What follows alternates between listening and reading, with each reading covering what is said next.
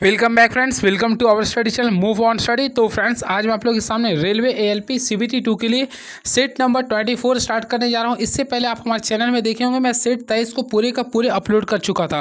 तो चलिए set number 24 start कर रहे हैं, जो आप लोगों के लिए काफ़ी इंपॉर्टेंस होगा। तो फर्स्ट ऑफ ऑल क्वेश्चन मैं दिखाना चाहता हूँ किस टाइप्स का सेट में क्वेश्चन है। तो पहला आप लोग के बीच क्वेश्चन ये रहा, देखिए पहला क्वेश्चन, विकर्ण पैमाने पर मापों के चिन्ह अंकित होते हैं। और मोस्टली फ्रेंड्स आप लोग को मैं सेट नंबर 24 स्टार्ट कर देख सकते हैं। तो हमेशा याद रखिएगा, आप लोग देखे होंगे डायगोनल स्केल। तो डायगोनल स्केल पर जो मापों का चिन्ह होता है वह केवल और केवल देखिए, सबसे पहले आप लोग देखे होंगे डेसीमीटर में होते हैं, उसके साथ साथ मीटर में भी होते हैं और साथ साथ सेंटीमीटर में होते हैं। तो टोटल अगर देखिएगा टोटल 3 होते हैं। कितने होते हैं? 3 होते हैं। मैं तीनों को बता दिया हूँ। तो राइट आंसर करेंगे तो इसका राइट आंसर होगा ऑप्शन नंबर बी होगा, जो कि 3 लिख रहा है। क्लियर है? चलिए नेक्स्ट क्वेश्चन, एक पैमाने पर 3.2 मीटर लंबी रेखा 4 मीटर की माप को प्रदर्शित करती है। 25 मीटर की लंबाई को मापने के लिए पैमाना बनाइए और इस पर 5 मीटर और एवं मीटरों की इकाई को प्रदर्शित कीजिए। इस पैमाने पर 17 मीटर की दूरी को निरूपित कीजिए तथा इसका आरएफ मान ज्ञात करें। फ्रेंड्स, इस सबको ये स्टेप्स का क्वेश्चन अगर आता है तो आप लोगों के केवल आरएफ निकालना। देखिए अगर आरएफ निकालते हैं तो ऑलमोस्टली आप लोग पढ़े होंगे पैमाने की दूरी बता वास्तविक की दूरी होता है। तो पैमाने की दूरी देखेंगे तो 3.2 सेंटीमीटर लिख रहा है। क्लियर है? और वास्तविक दूरी लिख रहा है 4 मीटर। तो हम लोग क्या करेंगे, मैथमेटिक्स का यूज करेंगे। 3.2 है और ये देखिए 4 मीटर था, तो मीटर को लोग सेंटीमीटर में कन्वर्ट कर दिए। अगर आप लोग इसको भी हटा दिए तो आप लोग आ गया, देखिए 32/400 आ रहा है। क्या आ रहा है? 32/4100 आ रहा है।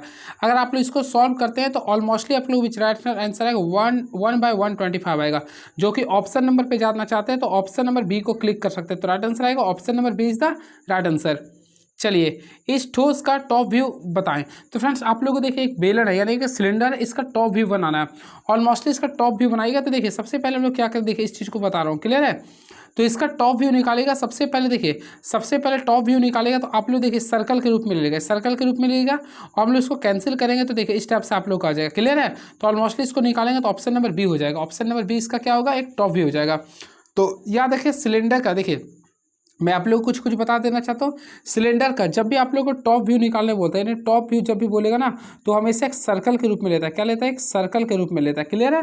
और वही बातें करना चाहते हैं, इसका फ्रंट व्यू बोलते हैं। यानी फ्रंट व्यू अगर बोलता है तो फ्रेंड्स याद रखिए एक प्रकार का रेक्टेंगल लेगा। क्या लेगा? ये रेक्टेंगल लेंगे। ऑलमोस्टली आप लोग देख सकते हैं रेक्टेंगल के रूप में ये आ जाता है। क्लियर है? चलिए एंड वेरी नेक्स्ट क्वेश्चन ये इज नाउ, यदि m क्रॉस n का अर्थ, देखिए आप लोग ये ब्लड रिलेशन का क्वेश्चन है, आप लोग काफ़ी अच्छे से बना लिए होंगे। सबसे पहले बोला t डिवाइड भागा। तो देखिए आप लोग के सामने t और v का रिलेशन निकालेंगे। तो देखिए भागा का अर्थ दिख रहा है m, देखिए m n का बेटा है, यानी कि देखिए t जो है आप लोग का ना n का सॉरी क्या लिखा टी, देखिए यहाँ पे समझना पड़ेगा भाग के लिए। तो भाग के लिए देख रहे हैं एम एन का बेटा है, यानी जो टी जो है ना भी का बेटा है। तो भी पिताजी, तो भी को ऊपर कर देंगे, ये टी आप लोग का सेकंड जनरेशन कर दिए हैं। क्लियर है? तो ये पिताजी है फ्रेंड्स, तो हम लोग इसको पॉजिटिव शो कर दिए।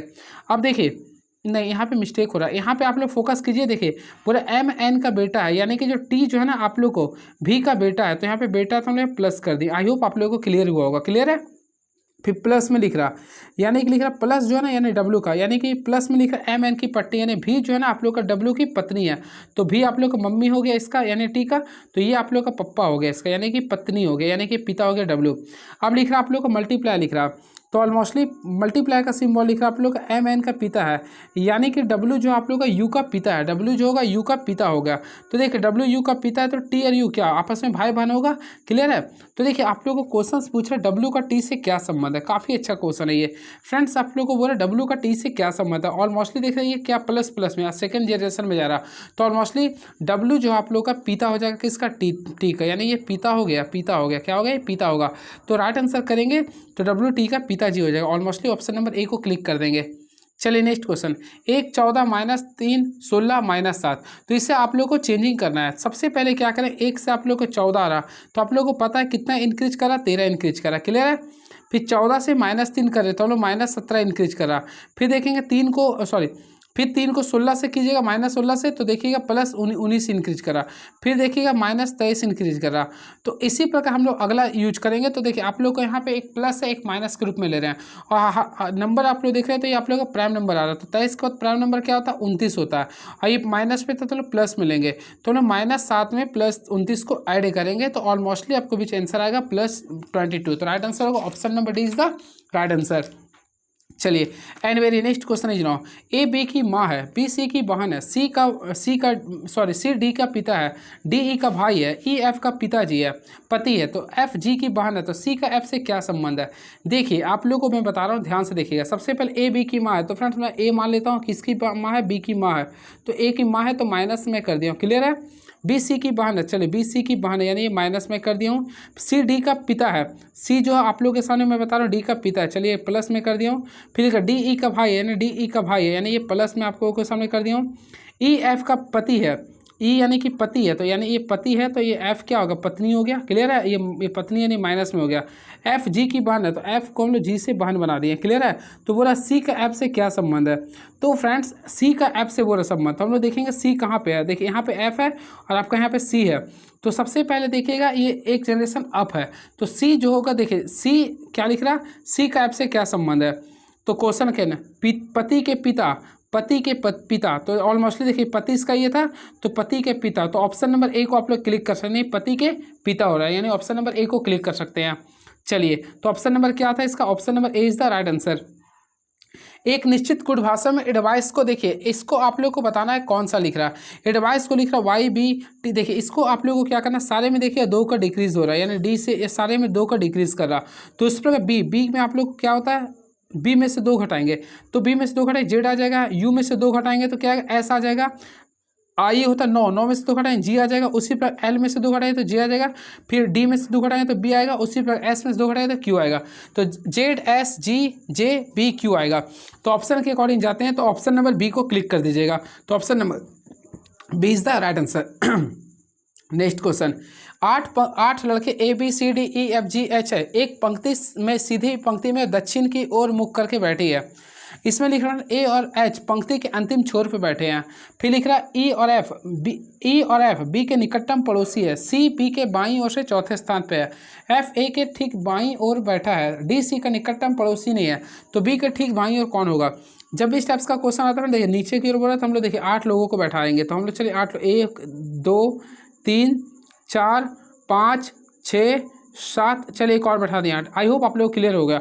अब इसमें क्वेश्चन लिखा ए और एच अंतिम में है, तो फ्रेंड्स चलिए ए को हम लोग सबसे लेफ्ट मान लें, यहाँ पे मान लें, और एच को मान लें अंतिम में मान लें, क्लियर है।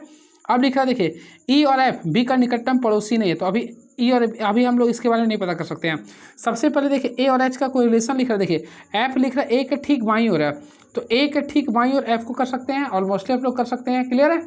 अब देखिए यहाँ पे थोड़ा सा फोकस देखिए मैं कैसे बना रहा हूँ। सबसे पहले देखिए ए और एच तो अंतिम छोरों पे था, तो यहाँ पे देखिए यहाँ पे ए लिख रहा है, यहाँ भी ए है, तो यहाँ से दोनों का रिलेशन देखें, ए आप लोग का अंतिम बाएं में होगा या अंतिम दाएं में होगा। इसके लिए क्या करेंगे, देखिए लिख रहा है एफ ए के ठीक बाईं ओर है, तो देखिए एफ जो लिख रहा है ए के ठीक बाईं ओर है, तो ऑलमोस्टली फ्रेंड्स एफ ए को ठीक बाईं ओर कर रहा है, क्लियर है।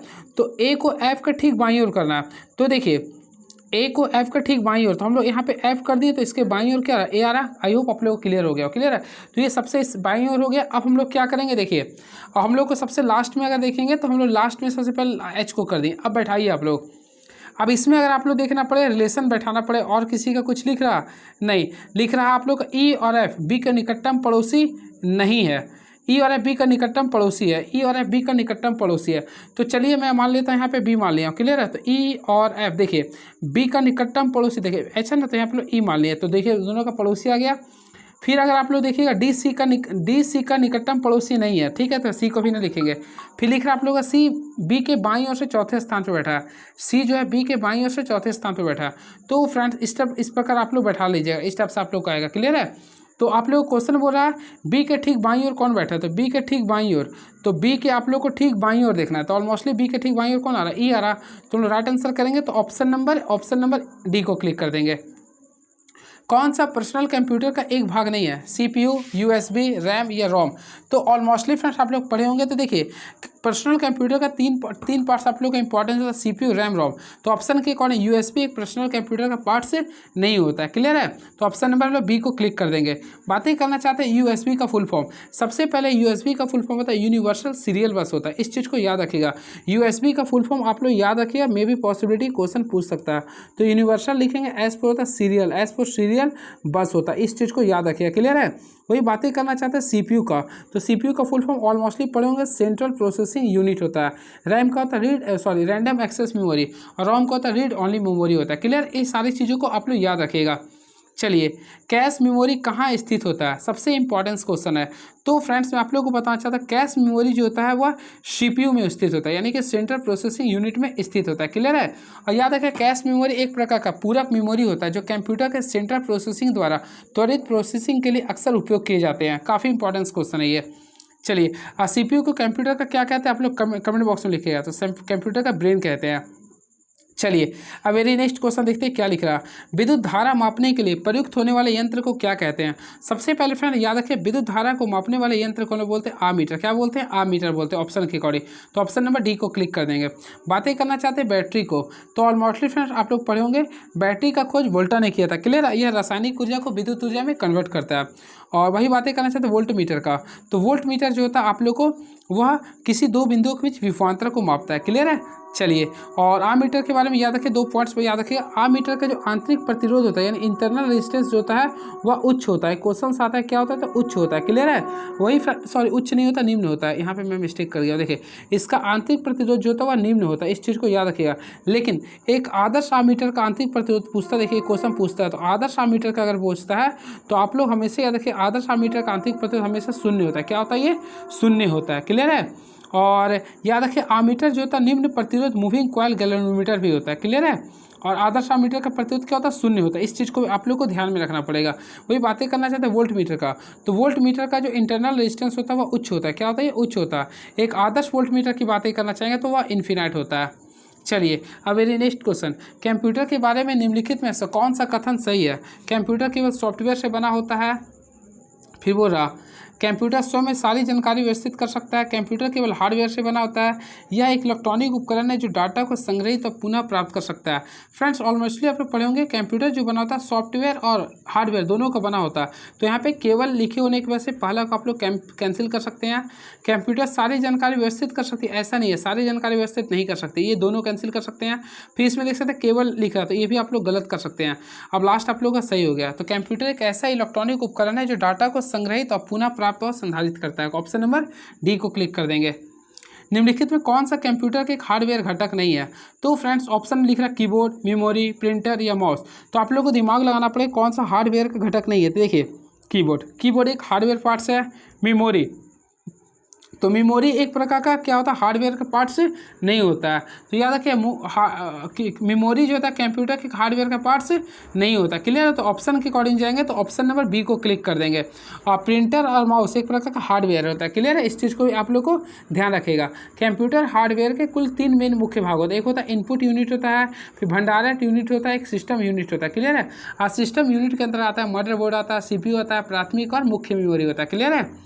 चलिए, नेक्स्ट क्वेश्चन, निम्नलिखित में कौन सा वह प्रोग्राम है जो उच्च स्तरीय यानी हाई लेवल लैंग्वेज में दिए गए प्रत्येक निर्देश को रूपांतरित और अगले निर्देश पर जाने वाले से पहले निष्पादित करती है। तो फ्रेंड्स सबसे पहले मैं आप लोगों को बताना चाहता हूँ, इसका जो राइट आंसर होगा इंटरप्रेटर होगा। क्या होगा, इंटरप्रेटर होगा। आप लोगों को मैं बताना चाहता हूँ, इंटरप्रेटर जो होता है उच्च स्तरीय भाषा में दिए गए प्रत्येक निर्देश को रूपांतरित करता है और अगले निर्देश पर जाने से पहले से निष्पादित करता है। क्लियर है। और लैंग्वेज सॉफ्टवेयर के 3 प्रकार होते हैं। पहला होता है असेंबलर होता है, कंपाइलर होता है और इंटरप्रेटर होता है। क्लियर है। चलिए, नेक्स्ट क्वेश्चन, न्यूटन के गुरुत्वाकर्षण का नियम किस नियम पर आधारित होता है। और मोस्टली फ्रेंड्स आप लोग पढ़े होंगे, न्यूटन का जो गुरुत्वाकर्षण का जो नियम होता है वह केवल और केवल किस पर आधारित होता है। तो आप लोग कमेंट बॉक्स में लिख सकते हैं। वैसे मैं आप लोग को बताना चाहता हूँ, इसका जो राइट आंसर होगा ऑप्शन नंबर क्या होगा, तो 15 का right answer option number C होगा। वह केपलर के तीसरे नियम पर आधारित होता है। तो न्यूटन का गुरुत्वाकर्षण जो नियम होता है वह केपलर के तीसरे नियम पर आधारित होता है। क्लियर है। इस चीज़ को आप लोग को ध्यान में रखना पड़ेगा। चलिए, बातें करना चाहते हैं फ्रेंड्स, यहाँ पे हम लोग को न्यूटन का गुरुत्वाकर्षण नियम ऑलमोस्टली आप लोग पढ़े भी होंगे। तो उसमें ये बोलता है F is directly proportional to m1 into m2 होता है। क्लियर है। और उसके साथ साथ लिखता है F is inversely proportional to their square distance होता है। अब यहाँ से अगर आप लोग निकालिएगा तो F बराबर लिखिएगा Gmm, देखिए लिख देता है Gm1/m2/r² होता है। ये याद रखिएगा। क्लियर है। वही केपलर के दूसरे गति नियम को क्षेत्रफल का नियम कहते हैं। उसके अनुसार किसी भी ग्रह को सूर्य से मिलाने वाली रेखा एक समान समयांतराल में समान क्षेत्रफल तय करती है। क्लियर है। तो ऑलरेडी इसका जो राइट आंसर होगा केपलर का तीसरा गति नियम होगा, यानी ऑप्शन नंबर सी को क्लिक कर देंगे। चलिए, अब नेक्स्ट को सॉरी केपलर का तीसरा नहीं, यहाँ पे दूसरा लिखना चाहते हैं, यहाँ पे मिस्टेक कर दिया ये। चलिए अब हम नेक्स्ट क्वेश्चन देखते हैं क्या लिख रहा है। एक्सेलेंस ने 6% वार्षिक के साधारण ब्याज की दर पर एक बचत बनाने में $1500 का निवेश किया। 4 वर्ष बाद इसे कितना ब्याज मिलेगा? तो सबसे इजी क्वेश्चन है। SI का फॉर्मूला आता है PRT गुना 100, PRT/100। तो देखिए P आपका वैल्यू 1500 है, R का वैल्यू देखेंगे 4 है, यहाँ 6 कर देंगे, बाई क्या करेंगे 100 कर देंगे। ऑलमोस्टली इसको सॉल्व कीजिएगा तो फ्रेंड्स आप लोग को भी जो आंसर आएगा $360 आएगा। कितना आएगा? $360 आएगा। तो ऑप्शन के अकॉर्डिंग जाएंगे तो हम लोग ऑप्शन नंबर डी को क्लिक कर देंगे, यानी option number D is the right answer. निम्नलिखित कौन सा संख्या 25 से विभाज्य नहीं है? तो देखिए 25 से विभाज्य के तरीका के लिए आप लोग क्या कीजिए, 25 से डायरेक्टली आपको डिवाइड कर दीजिएगा। तो ऑप्शन के अकॉर्डिंग देखिएगा ना, तो ये आप लोग का डिवाइड नहीं होगा 1850 से। क्लियर है? चलिए अब very next question is no, 2 रेलगाड़ी एक ही समय पर स्टेशन सी एवं डी से चलना शुरू करती है। दोनों रेलगाड़ी क्रमशः 32 किलोमीटर प्रति घंटा और 96 किलोमीटर प्रति घंटा की चाल से एक दूसरे की ओर चल रही है। जब एक दूसरे से मिलती है तो दूसरी रेलगाड़ी पहली रेलगाड़ी से 160 किलोमीटर अधिक यात्रा कर चुकी है। तो सी और डी के बीच की दूरी ज्ञात करना है।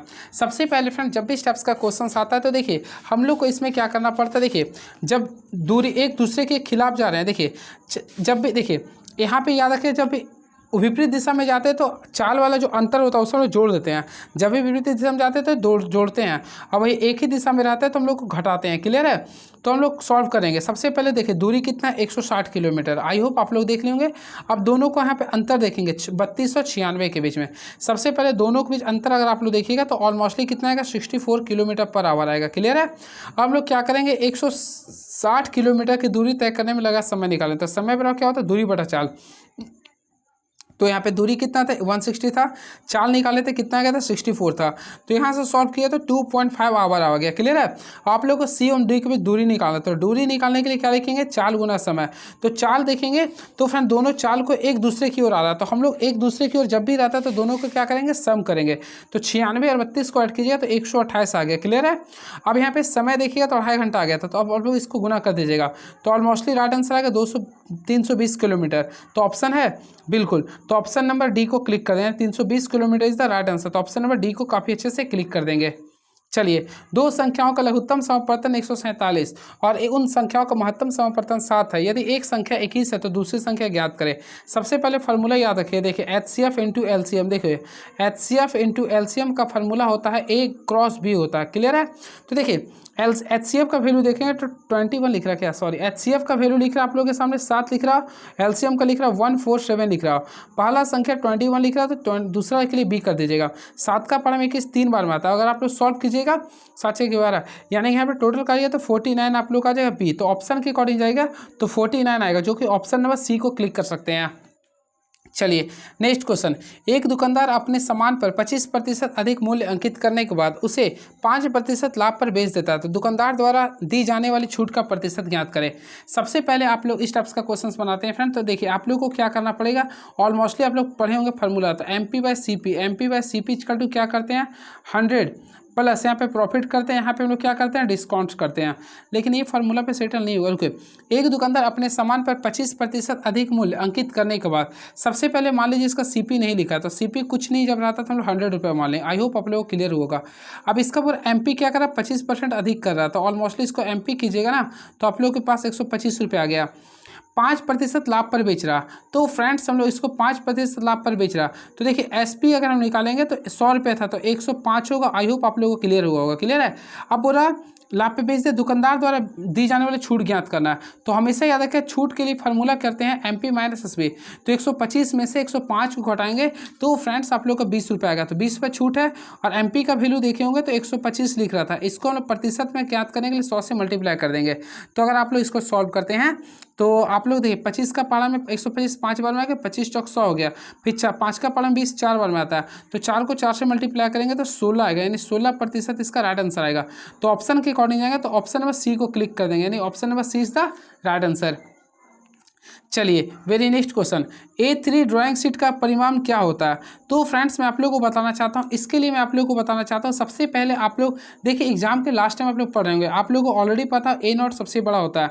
देखिए एक होता है ट्रिमिंग साइज, एक होता है अनट्रिमिंग साइज। तो अनट्रिमिंग ए ट्रिमिंग साइज बता रहा हूँ, तो A0 का आप लोग याद होगा 841 गुना क्या करते हैं, तो ये 1189 करते हैं। उसी प्रकार A1 करते हैं, तो हम लोग क्या करेंगे, इसको निकालने के लिए 594 गुना क्या लिखेंगे 841। फिर हम लोग क्या करेंगे A2 को करेंगे, तो 841 का हाफ करेंगे तो लगभग 420 आ जाएगा गुना 594। अब आप लोग को निकालना किसका है A3 के लिए।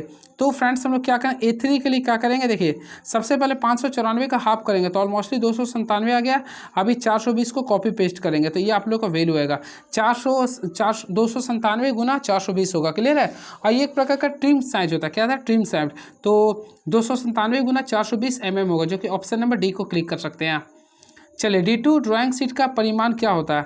तो फ्रेंड्स आप लोग पढ़े होंगे सबसे बड़ा जो होता है D0 का होता है। तो ऑलमोस्टली D0 का क्या लिखते हैं हम लोग 1500 लिखते हैं, 1500 गुना 1000 गुना क्या लिखते हैं, तो यहाँ पे 25 लिखते हैं। उसी प्रकार हम D1 का लिखते हैं, तो D1 के लिए लिखते हैं सबसे पहले 1000 लिखते हैं इंटू, फिर लिखते हैं 700 इंटू क्या लिखेंगे 25 लिखेंगे। अब हम लोग बातें करना चाहते हैं D2 के लिए, तो D2 के लिए करेंगे तो सबसे पहले 700 लिखेंगे, फिर क्या करेंगे 500, फिर लिखेंगे 15। आप लोग का D2 बोल रहा था, तो ऑप्शन नंबर जो है आप लोग क्लिक कर दीजिए। तो 700 गुना 500 गुना 15 mm आएगा, यानी ऑप्शन नंबर डी को क्लिक कर देंगे। तो option number B is the right answer. चलिए अब क्वेश्चन नंबर 23 को देखते हैं क्या लिख रहा है ये। T² में T3 की लंबाई क्या होता है। तो देखिए T² में T3 की लंबाई बोलते हैं, तो सबसे पहले T0 का वैल्यू देखिए। तो T0 का वैल्यू हम लोग क्या लिखते हैं, ऑलमोस्टली आप लोग पढ़े होंगे तो 1500 लिखते हैं, 1500 mm लिखते हैं। उसी प्रकार अगर आप लोग को बात करना चाहते हैं T1 का, तो इसके लिए हम लोग 1000 mm करते हैं, क्या करते हैं 1000 mm करते हैं। उसी प्रकार T2 के बारे में बात करते हैं, तो इसके लिए लिखते हैं 700 mm करते हैं, 700 mm। तो यहाँ पे क्वेश्चन आप लोग को बोला T3 का, T3 के लिए बोला ना, तो हम लोग क्या करेंगे इसमें से फिर लिखते हैं 500 mm लिखते हैं, 500 mm। तो ऑप्शन के अकॉर्डिंग जाएगा, तो ऑप्शन नंबर काफ़ी मोहब्बत से क्लिक कर दीजिए, ऑप्शन नंबर सी को क्लिक कर दीजिए। क्लियर है। तो option number C is the right answer. चलिए and very next question is now, दिए गए आरेख का ध्यानपूर्वक अध्ययन करें और उसके आधार पर पूछे गए प्रश्नों का उत्तर देना आप लोगों को। तो फ्रेंड्स आप लोगों को बोला कितने ऐसे अभिनेता है जो निर्देशक भी है लेकिन नाटककार नहीं है। तो देखिए फर्स्ट ऑफ ऑल आप लोग फोकस कीजिए, तो अभिनेता के बारे में बोल रहा है। क्लियर है। और जो निर्देशक है लेकिन आप लोग का नाटककार नहीं है। तो देखिए अभिनेता और निर्देशक देखेंगे, तो ऑलमोस्टली देखिए अभिनेता और देखिए मैं आप लोग को बता देता हूँ। देखिए ये अभिनेता का आप लोग को लिख रहा है, ये मैं लिख दिया हूँ, देखिए थोड़ा सा बड़ा हो जाए भाई, हाँ ये अभिनेता का है और निर्देशक। तो अभिनेता और निर्देशक में दोनों में आना चाहिए। तो देखिए अभिनेता और निर्देशक में कर दिया, लेकिन वह नाटककार नहीं होना चाहिए। तो नाटककार आप लोग का देखिए ये है ना, तो हम लोग इसको यहाँ से कैंसिल कर देंगे। ये आप लोग जो मैं किया हो ना, इसको फ्रेंड्स क्या करेंगे, इसको हम लोग कैंसिल कर देंगे, ऑलमोस्टली इसको हम लोग कैंसिल कर देंगे। ठीक है। तो आप लोग देखिए ये दोनों में क्या आ रहा था, ऑलमोस्टली केवल क्या आ रहा था 19 आ रहा, क्या रहा ये 19 आ रहा। तो राइट आंसर क्या होगा 19 होगा, जो कि ऑप्शन नंबर सी को क्लिक कर सकते हैं। चलिए नेक्स्ट क्वेश्चन, अंग्रेजी वर्णमाला क्रम के आधार पर देखिए ये आप लोग काफ़ी इजी से कर सकते हैं। देखिए BEH को लिख रहा है GJM, तो यहाँ पे देखिए हम लोग पहला को तोड़ने का प्रयास करेंगे। BEH, तो BH बराबर लिख रहा है GJM। ऑलमोस्टली देखिए इसका होता 2, इसका होता 7, यानी कि 5 को बढ़ाएं, इसका होता 3। अब इसका होता है जे कितना में होता है 10 में होता है। H का होता है आप लोग का 8 होता है। ये आप लोग का 13 होता है। देखिए सारे में देखिएगा ई है ना, ई के बाद आप लोग का यहाँ पे जे लिख रहा ना। तो फ्रेंड देखिए सारे में अगर इंक्रीज करा तो 20 से जी जा रहा है यानी 5 बढ़ रहा, फिर ई से आप लोग का जे जा रहा है। तो देखिए ई का होता है 5, तो 5 से यानी 5 बढ़ रहा, फिर यहाँ भी 5 बढ़ रहा, यानी सारे में लोग 5 को इंक्रीज करेंगे। तो देखिए आप लोग का LIN बोल रहा था, एल का 12 होता है, 12 पाँच 17, 17 क्यू हो गया। आई का होता है फ्रेंड 9, 9 में 5, 9 5 14, यानी एन हो गया। एन होता है 14, 14 5 19, 19 को करेंगे तो एस होगा, यानी QNS होगा। तो ऑप्शन के अकॉर्डिंग जाएंगे, तो ऑप्शन नंबर बी को क्लिक कर देंगे। चलिए ये क्वेश्चन आप लोगों का पसंदीदा क्वेश्चन, इस क्वेश्चन को खुद से सॉल्व कीजिएगा और अपना कमेंट बॉक्स में बताइए कितने आंसर आ रहा। वैसे मैं बता देना चाहूँ इसका आंसर होगा ऑप्शन नंबर डी। ये आप लोग को एक्स के स्थान पे बताना है क्या होगा। देखिए 11 में क्या ऐड कीजिएगा कि 17 आएगा, तो ऑलमोस्टली 6 ऐड करेंगे। फिर 17 देखिए यहाँ पे पहला देखे तो 6 को बढ़ाया, फिर 17 में 29 को करें यानी 12 ऐड करा, फिर 29 में 47 के लिए 18 को ऐड करें, फिर 24 को करें तो 24 से 30 को ऐड करेंगे।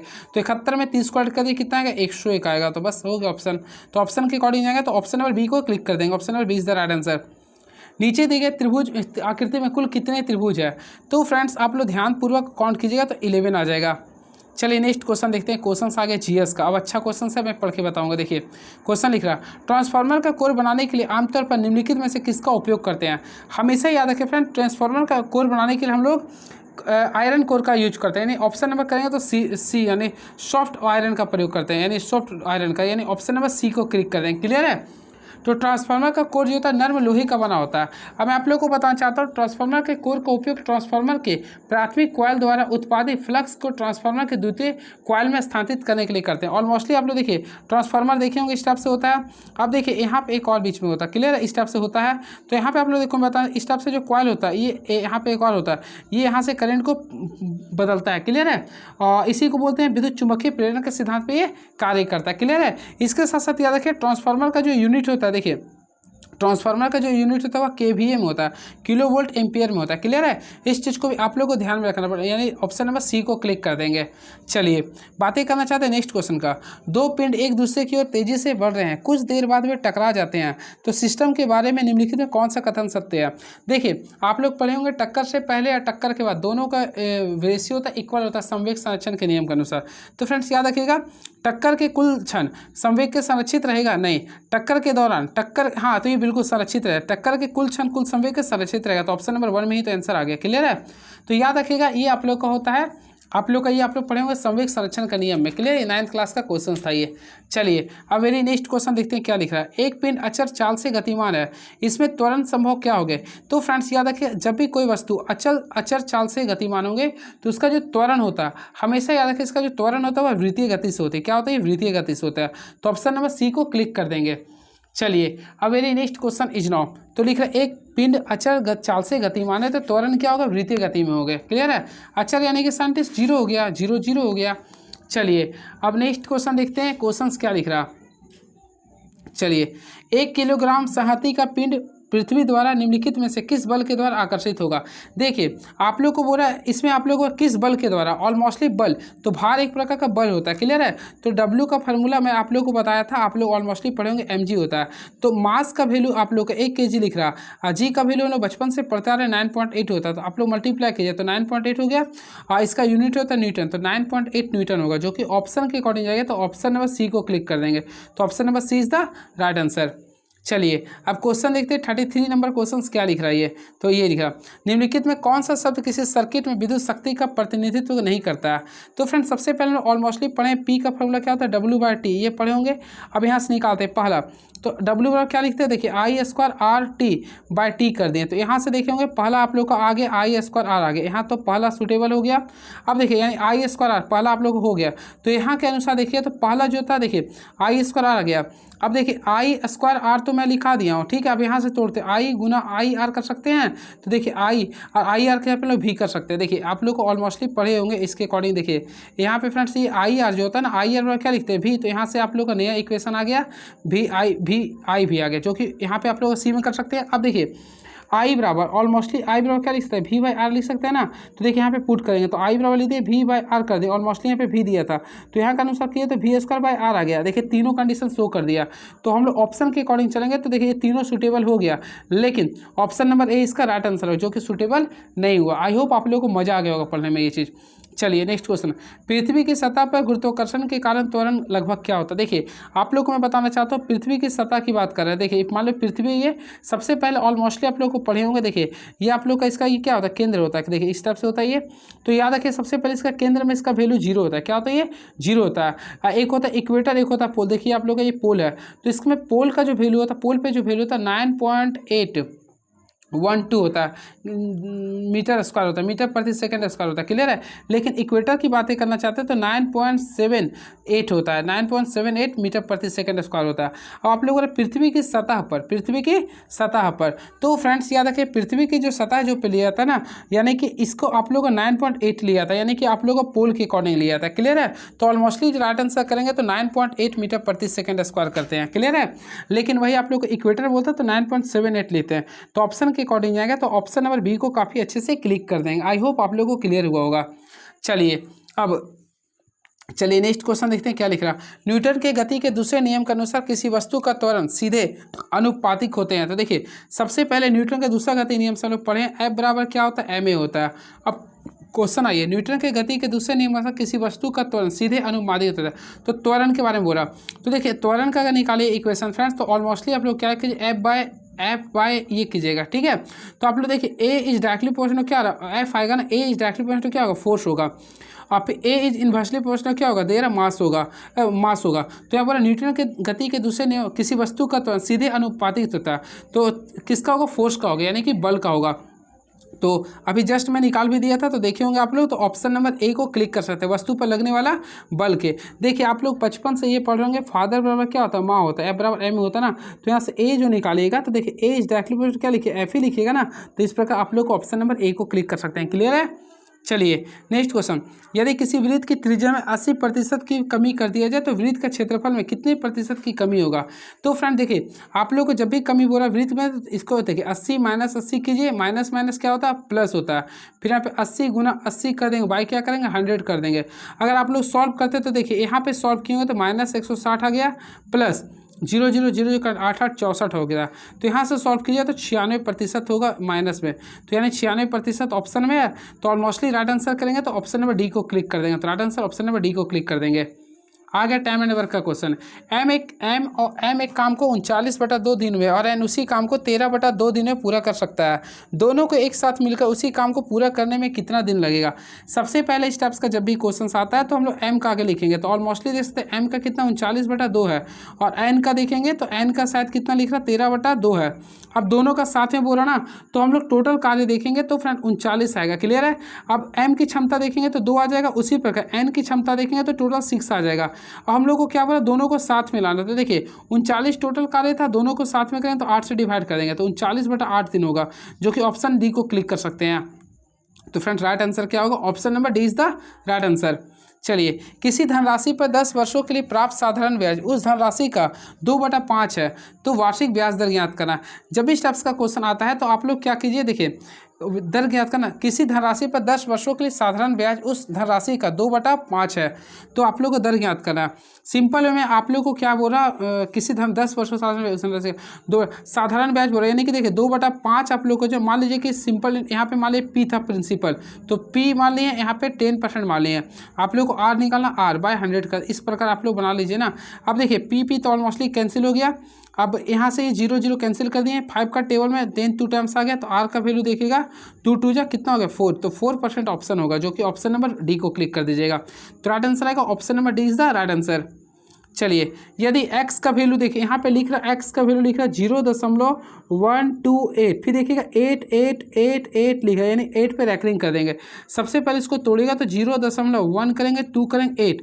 अब ये जो आप लोग का 8 है ना, इस पर रैकरिंग आ गया, तो हम लोग इसको सॉल्व करेंगे। ऑलमोस्टली फ्रेंड सॉल्व कीजिए तो 128 कर देंगे। जिस संख्या पर रैकरिंग है उसे छोड़कर जिस पे रैकरिंग है उसको घटा देते हैं, और जिस संख्या पर रैकरिंग है, यानी एक संख्या पे आता है जितना संख्या पर रैकरिंग उतना 9 लिखते हैं, और जो संख्या नहीं उसको 0 लिखते हैं।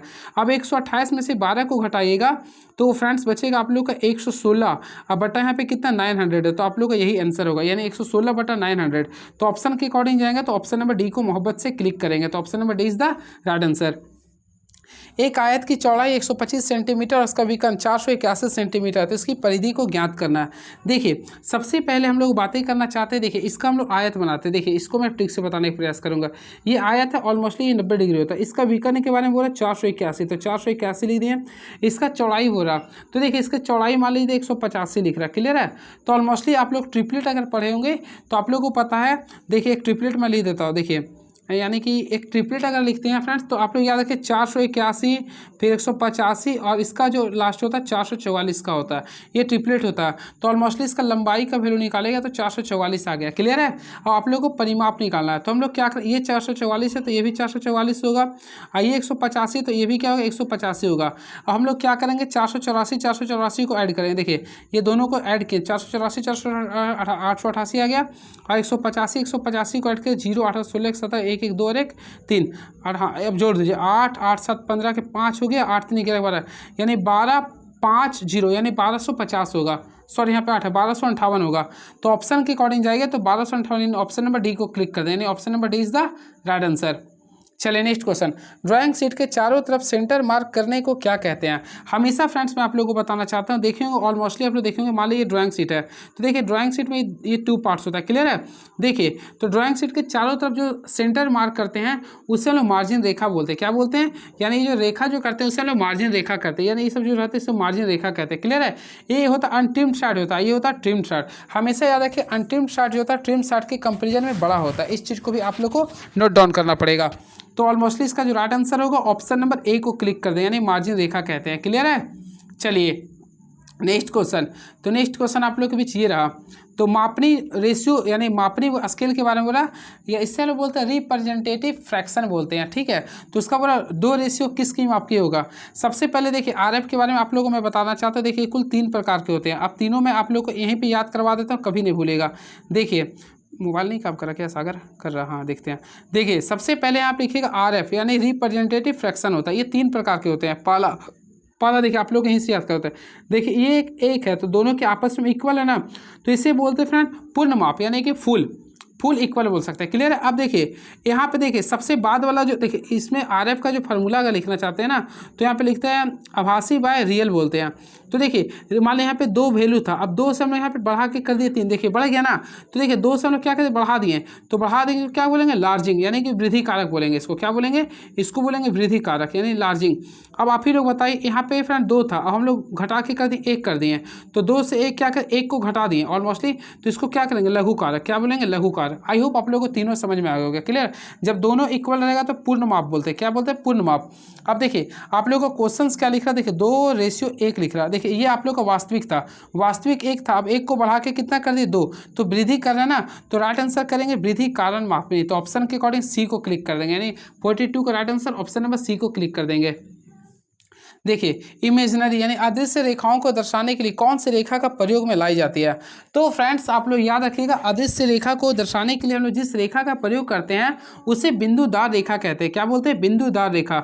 तो ऑप्शन नंबर जाएंगे तो ऑप्शन नंबर ए को काफ़ी मोहब्बत से क्लिक कर देंगे, option number A is the right answer, clear है। बातें करना चाहते हैं फ्रेंड इसके बारे में, यह एक प्रकार का लाइन मीडियम थिक होता है, इसकी मोटाई के बारे में पूछेगा तो 0.40 mm होता है, क्लियर है, से लेके 0.5 mm तक होता है।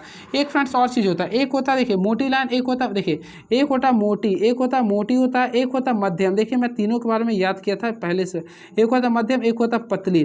तीनों को पूछता है रेशियो क्या होता है, देखिए रेशियो ने तो इसका जो वैल्यू होता है 0.5 mm होता है, क्लियर मोटी के लिए।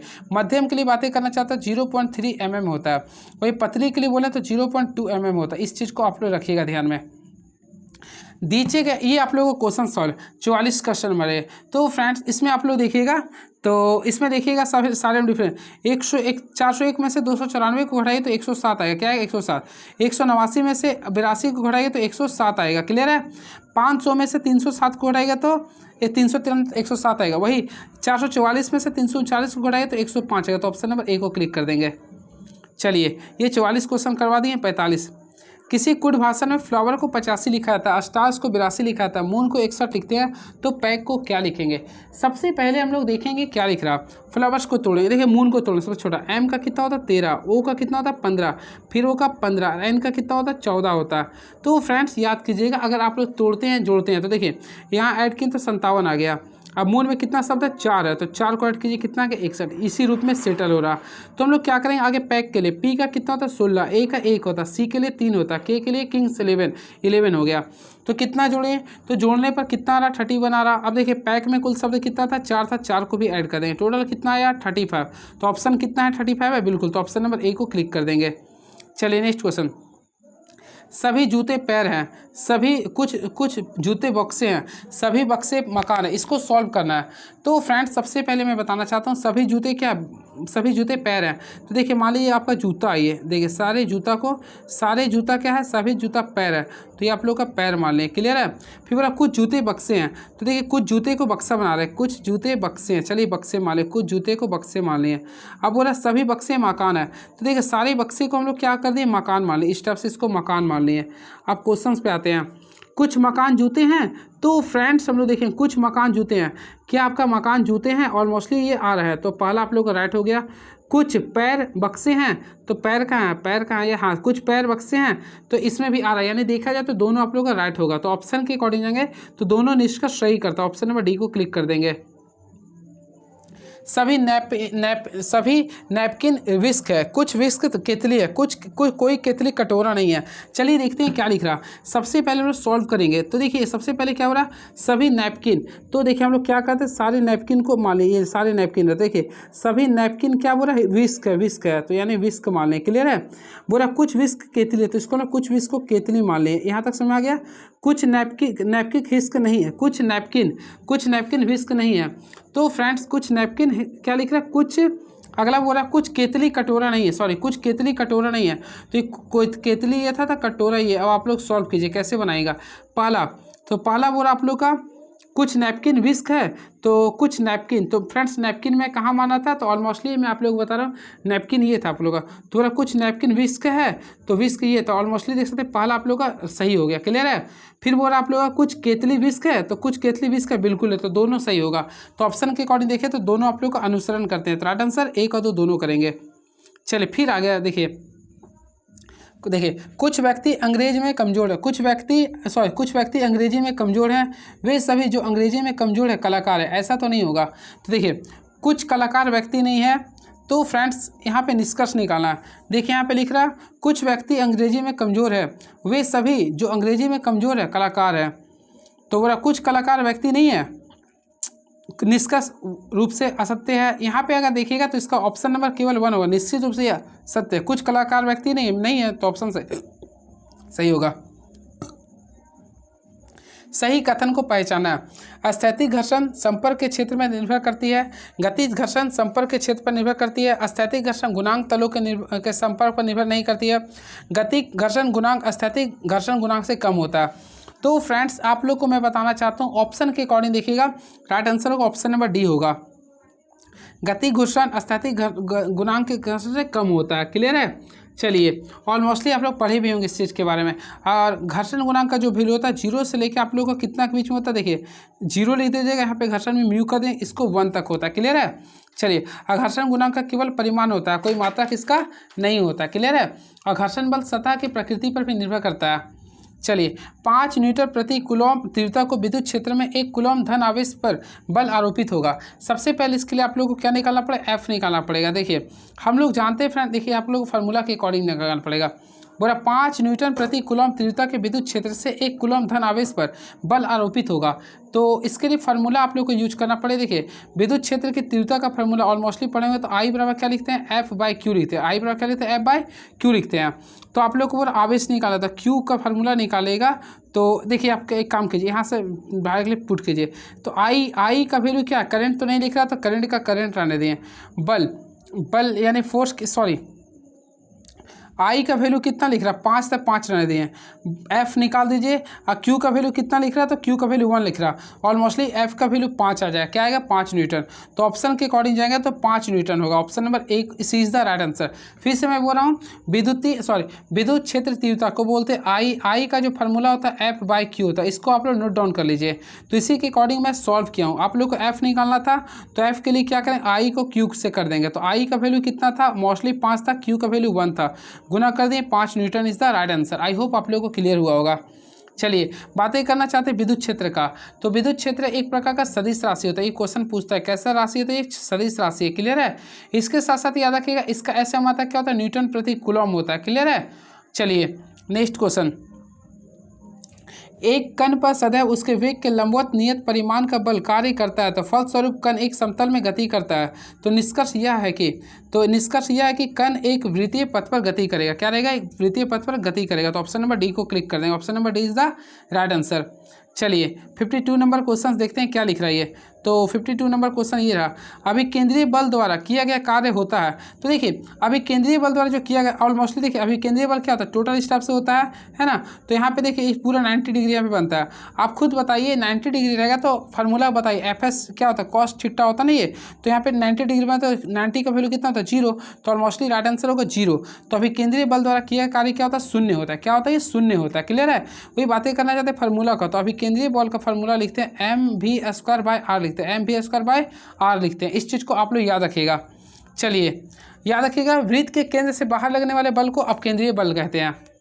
चलिए, सरल आवर्त गति करते हुए कण की कुल ऊर्जा ई है, तब आयाम से आधे विस्थापन पर इसकी गति ऊर्जा क्या होगी। देखिए, इस टाइप्स के क्वेश्चंस आप लोगों के पेपर में पूछा जाता है, तो इसका मैं राइट आंसर आप लोगों को बताना चाहता हूँ। सबसे पहले के ई का फार्मूला जानिए। तो के ई को बोलते हैं काइनेटिक एनर्जी। इसका फार्मूला तो लिखते हैं हाफ, लिखते हैं एम, लिखते हैं ओमेगा का स्क्वायर लिखते हैं, फिर क्या लिखते हैं ए स्क्वायर माइनस एक्स स्क्वायर का फार्मूला लिखते हैं। तो यहाँ से इसको सॉल्व कीजिए फ्रेंड। तो देखिए, इसका राइट आंसर आएगा 3/4 इंटू हाफ। इसको पूरा सॉल्व कीजिएगा, ये स्किप कर रहा हूँ क्वेश्चन प्रोसेस में। राइट आंसर आएगा 3E/4 होगा, सॉरी। विद्युत हीटर का हीटर तार ऐसा पदार्थ का बना होना चाहिए जिसका, तो फ्रेंड्स ऑलमोस्टली आप लोग देखे होंगे, विद्युत हीटर का हीटर तार ऐसा पदार्थ का बना चाहिए जिसका उच्च विशिष्ट प्रतिरोध तथा गलनांक उच्च होने चाहिए। यानी कि देखिए, दोनों जो था रेजिस्टिविटी और गलनांक दोनों क्या होना चाहिए, हाई होना चाहिए। तो ऑप्शन के अकॉर्डिंग ऑप्शन नंबर ए को क्लिक कर देंगे। क्लियर है।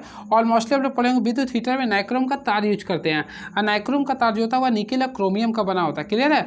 और यह विद्युत धारा के उसमें प्रभाव पर भी कार्य करता है। तो एच का फॉर्मूला क्या होता है, तो I² भी यूज हम लोग करते हैं। क्लियर है। चलिए, और याद रखिएगा, जो नाइक्रोम का तार होता है उसका विशिष्ट ऊष्मा प्रतिरोध अधिक होता है, गलनांक भी क्या होता है, अधिक होता है। देखिए, एक व्यक्ति एक दीवार पर बल आरोपित करता है लेकिन वह उसे धकेल नहीं पाता। तो फ्रेंड, जब भी धकेल नहीं पाता तो कार्य नहीं माना जाएगा ना, तो कोई कार्य नहीं करेगा, विज्ञान की भाषा में कोई कार्य नहीं करेगा। और याद रखिए, कार्य में 3 रूप होता है। सबसे पहले थीटा।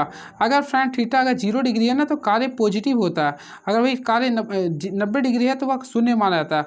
वही अगर 180 डिग्री है तो उसे ऋणात्मक माना जाता है। एक बॉक्स में पेन, पेंसिल और रबड़ की संख्याओं का अनुपात 3:2:1 है। यदि पेन, पेंसिल और रबड़ का मूल्य 3 रुपये, 2 रुपये और 2 रुपये है तो इस बॉक्स का कुल मूल्य 270 रुपये है। तो बॉक्स में पेन की संख्या बताइए।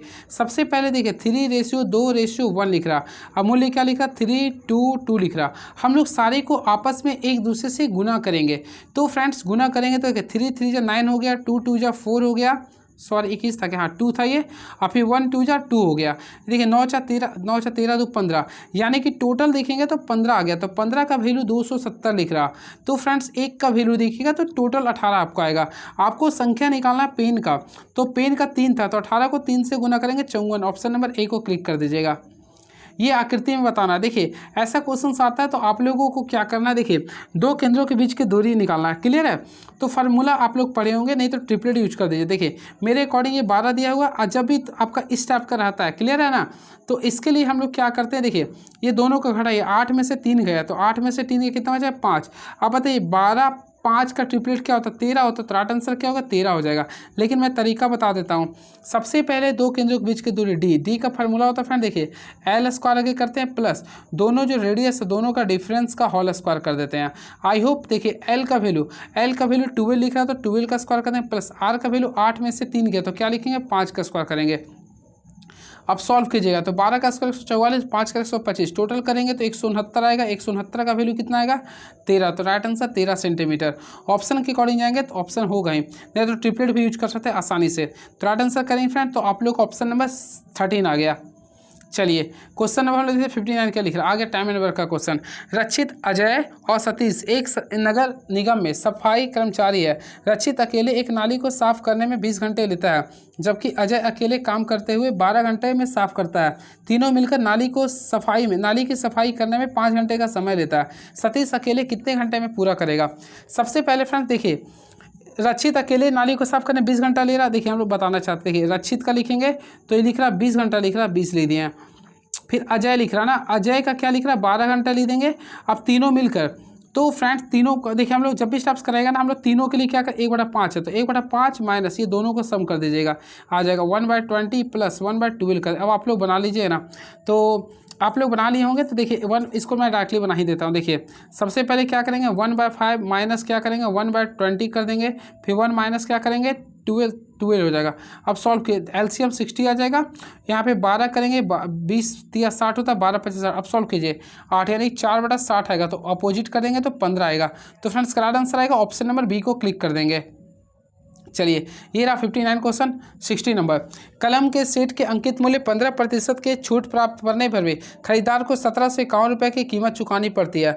तो कलम के पेट का सेट का अंकित मूल्य क्या होगी। सबसे पहले जब भी इस टाइप्स का क्वेश्चन आता है, देखिए कलम के सेट के अंकित मूल्य पर 15% का छूट देने पर वो अब 1751 का कीमत चुकाती है। तो हम लोग 15% को तोड़ेंगे तो ऑलमोस्टली 15% को तोड़ेगा तो 3 बटा क्या आएगा 20 आएगा। यानी बेसिक प्राइस का था 20 था, 3 रुपये घटा देंगे 17 आ गया। अब देखिए 17 को कितना से मल्टीप्लाई कीजिएगा तो 1751 आएगा। तो ऑलमोस्टली इसको हम लोग गुना करने के लिए कितना गुना है, तो आप लोग देखिए 103 गुना है। कितना ये 103 गुना है। तो हम लोग क्या करेंगे 20 को भी 103 से गुना कर देंगे। तो देखिए लास्ट में आप लोग का आएगा 20, हाँ 2060 आएगा, यानी 2060 आएगा। तो ऑप्शन के अकॉर्डिंग जाएगा तो ऑप्शन नंबर सी को क्लिक कर देंगे। तो 2060 इज द राइट आंसर। तो ऑप्शन के according option number C is the right answer. चलिए अब very next question is now, section को दर्शाने के लिए इन लाइनों का प्रयोग करते हैं। फ्रेंड्स याद रखिए सेक्शन को दर्शाने के लिए हमेशा हैचिंग लाइन का प्रयोग करते हैं। किसका प्रयोग करते हैं, हैचिंग। देखिए सेक्शन में बताना चाहता हूँ। अब देखिए इसमें आप लोगों को सेक्शन को शो करना नहीं है, तो चलिए येलो कलर ले लेते हैं। देखिए जब भी रहेगा तो इस टाइप से हम लोग प्रयोग करते हैं। देखिए इस टाइप से हम लोग प्रयोग करते हैं।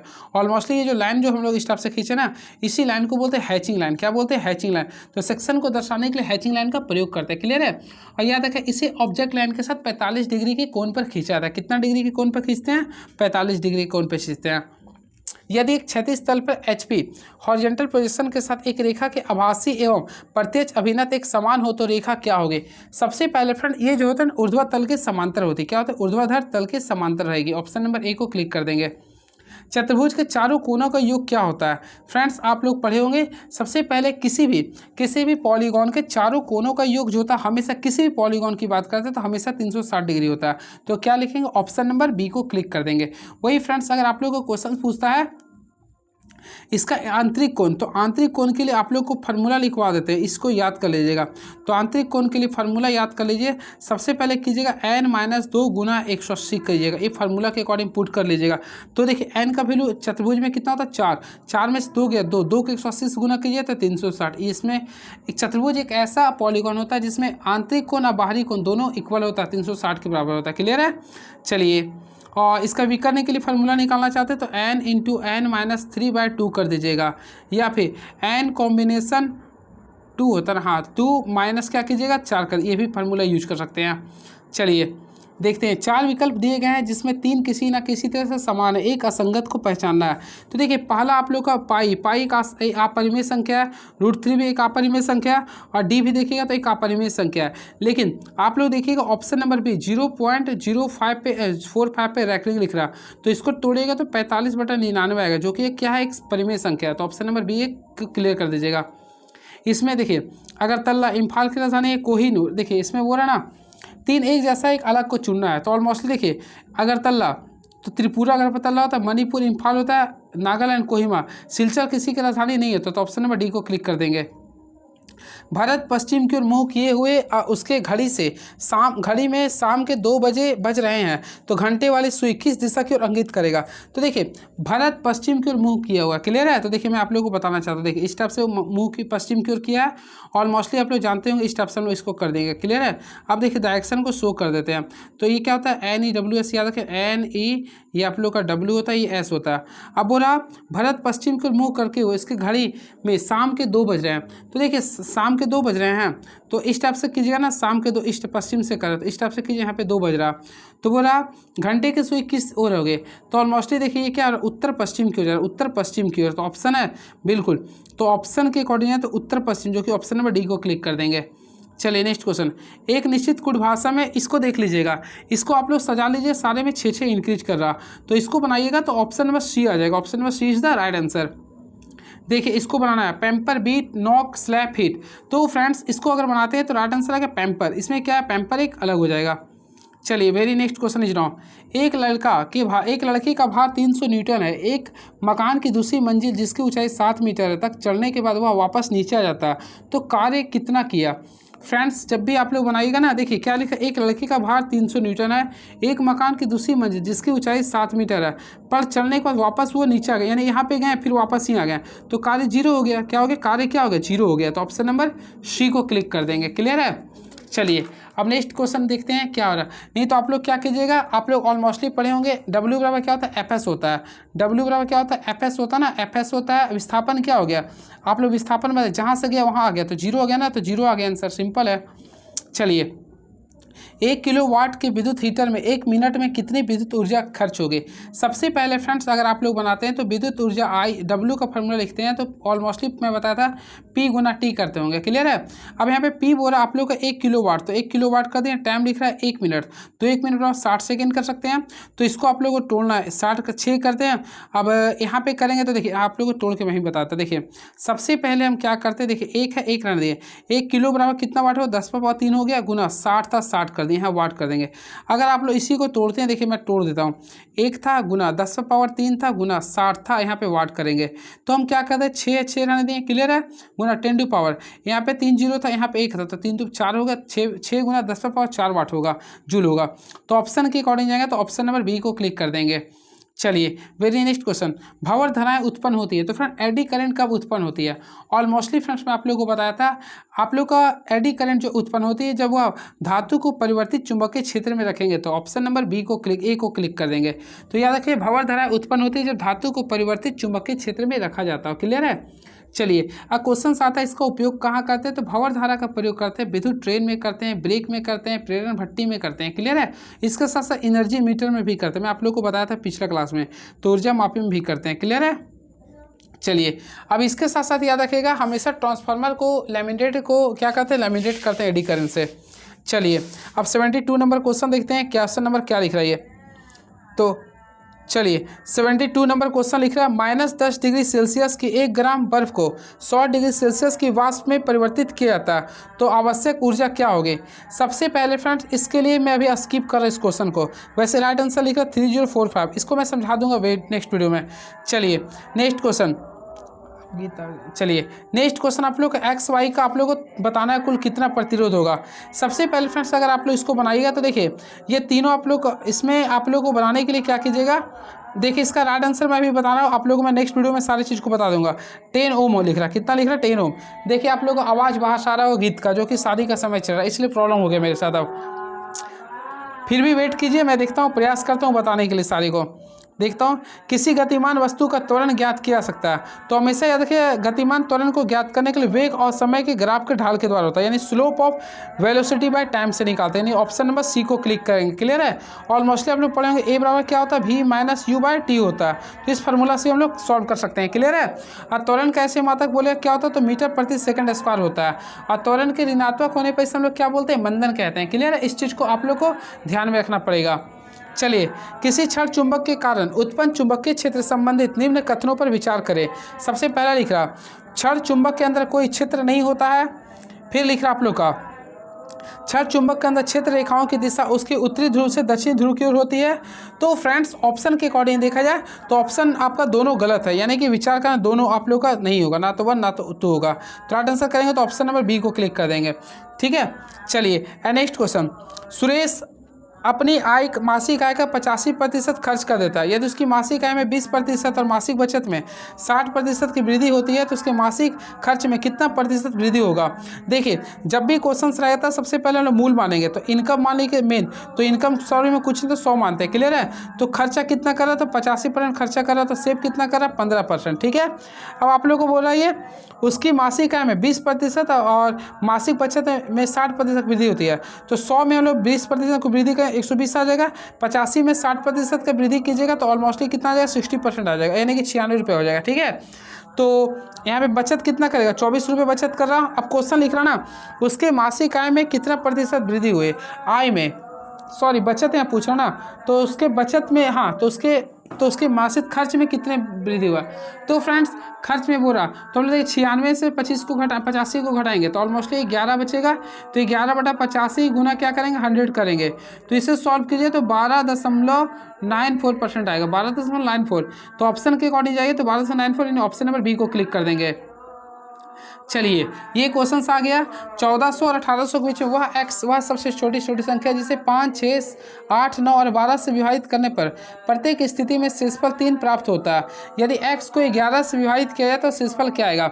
सबसे पहले आप लोगों को जब भी स्टेप्स का क्वेश्चन आता है ये सारे जो आप लोगों को संख्या लिख रहे हैं इसका एलसीएम निकालिएगा। तो हम क्या करेंगे देखिए 5, 6, 8, 9 और 12 का एलसीएम निकालेंगे। ऑलमोस्टली एलसीएम निकालेंगे तो 360 आ जाएगा। आई होप आप लोग कर लिए होंगे।